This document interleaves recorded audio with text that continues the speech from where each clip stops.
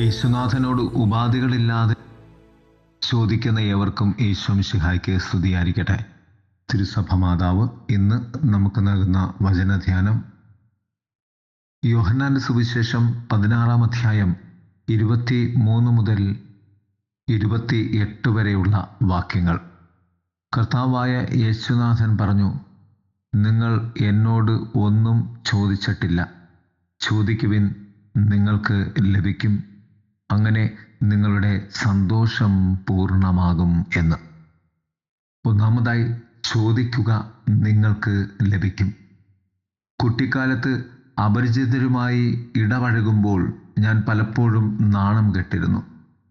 ഒരിക്കൽ പാവപ്പെട്ടവർക്ക് ആഹാരം നൽകുന്ന ആത്മീയ പ്രവൃത്തി പരിശീലിപ്പിക്കുവാൻ വേണ്ടി കുഞ്ഞുങ്ങളെയും കൊണ്ട് അനാഥാലയത്തിൽ പോയപ്പോൾ ഒരു കുഞ്ഞിനോട് ഒരു പൊതി ചോറെടുത്ത് ഒരു പാവപ്പെട്ട വ്യക്തിക്ക് കൊടുക്കുവാൻ പറഞ്ഞപ്പോൾ ആ കുഞ്ഞ് ഭയപ്പെട്ടും ആശ്ചര്യത്തോടും ആശങ്കയോടും കൂടി പോയി ആ ഒരു പൊതി ചോറെടുത്ത് ആ വ്യക്തിയുടെ അരികെ കൊണ്ടുവച്ചിട്ട് ഭയപ്പെട്ട് ഓടി തിരിഞ്ഞു വന്നത് ഓർക്കുന്നു.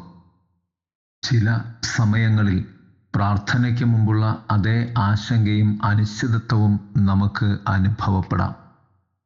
നമ്മുടെ അഭ്യർത്ഥന കേൾക്കാൻ പ്രപഞ്ചത്തിനു വേണ്ടിയുള്ള തൻ്റെ കരുതലിൽ ദൈവം ശല്യപ്പെടുത്താൻ ദയ കാണിക്കുമോ എന്ന് ഞങ്ങൾക്ക് ഉറപ്പില്ല.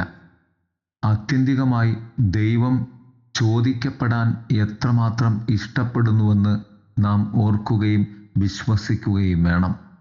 നമ്മൾ ആവശ്യപ്പെടുന്നത് നമ്മുടെ അല്ലെങ്കിൽ മറ്റൊരാളുടെ നന്മയ്ക്കാണെങ്കിൽ ദൈവം തീർച്ചയായും അത് നൽകും. 2. ദൈവത്തിൻ്റെ സ്വയം വെളിപാട്. ഭാഷ ആശയവിനിമയത്തിൻ്റെ ഒരു വാഹനമാണ്. ആശയങ്ങൾ പ്രകടിപ്പിക്കുന്നതിനുള്ള എല്ലാ മാർഗങ്ങളും പോലെ അത് പരിമിതമാണ്. എന്നിരുന്നാലും മനുഷ്യർക്ക് വ്യക്തമായ സങ്കല്പങ്ങളില്ലാത്ത യാഥാർത്ഥ്യങ്ങൾ പ്രകടിപ്പിക്കാൻ ശ്രമിക്കുമ്പോൾ സംസാരം അതിൻ്റെ പരിധിയിലേക്ക് തള്ളപ്പെടുന്നു. ദൈവത്തിൻ്റെ ശക്തിയും അവൻ്റെ വിസ്മയനീയമായ മഹത്വവും അവൻ്റെ സത്തയും നമ്മുടെ പരിമിതമായ ഗ്രാഹ്യ പരിധിക്കപ്പുറമാണ്. യേശു യഥാർത്ഥ ദൈവവും യഥാർത്ഥ മനുഷ്യനും എന്ന നിലയിൽ നമ്മുടെ മാനുഷിക ഭാഷയ്ക്കും അവൻ അടുത്തറിയുന്ന ദൈവത്തിനും ഇടയിലുള്ള പാലമായി അഥവാ മാധ്യമമായി മാറുന്നു. ദൈവത്തിന് സാധ്യമായ ഏറ്റവും പര്യാപ്തമായ പദപ്രയോഗങ്ങൾ യേശു ഉപയോഗിക്കുന്നു. പിതാവിനെ പോലെ, എന്നാൽ അവൻ കണക്കുകളിലാണ് സംസാരിക്കുന്നതെന്ന് അവൻ നമ്മെ ഓർമ്മിപ്പിക്കുന്നു. ഒരു ദിവസം അവൻ ഞങ്ങളോട് വ്യക്തമായി പറയുകയും അവനെ പരിചയപ്പെടുത്തുകയും ചെയ്യുമെന്ന് വാഗ്ദാനം ചെയ്യുന്നു.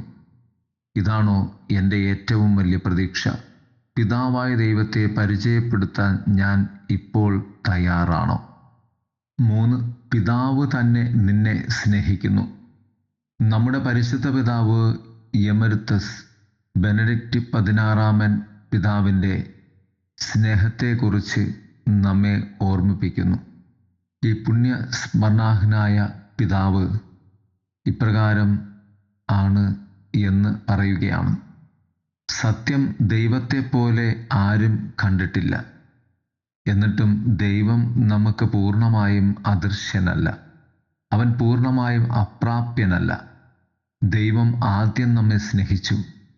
വിശുദ്ധ യോഹന്നാന്റെ കത്തിൽ പറയുന്നു, ഈ ദൈവസ്നേഹം നമ്മുടെ ഇടയിൽ പ്രത്യക്ഷപ്പെട്ടു, നാം അവനിലൂടെ ജീവിക്കേണ്ടതിന് തൻ്റെ ഏകജാതനെ ലോകത്തിലേക്ക് അയച്ചതുപോലെ അവൻ പ്രത്യക്ഷനായി തീർന്നിരിക്കുന്നു എന്ന്.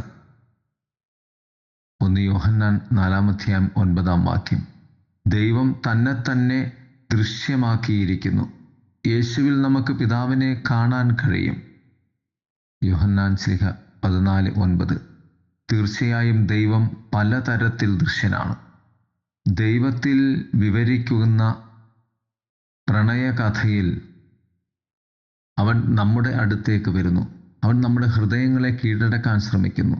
അന്ത്യത്താഴം വരെ കുരിശിൽ അവൻ്റെ ഹൃദയം തുളയ്ക്കുന്നതുവരെ ഉയർത്തെഴുന്നേൽപ്പിന് ശേഷമുള്ള അവൻ്റെ പ്രത്യക്ഷതകളിലേക്കും മഹാന്മാരിലേക്കും അപ്പോസ്തലന്മാരുടെ പ്രവർത്തനത്തിലൂടെ യേശുനാഥൻ നവോത്ഥാന സഭയെ അതിൻ്റെ പാതയിലൂടെ നയിച്ച പ്രവർത്തനങ്ങൾ, ഇതൊക്കെ പിതാവ് നമ്മെ സ്നേഹിക്കുന്നു എന്നതിൻ്റെ വെളിപ്പെടുത്തലാണ്.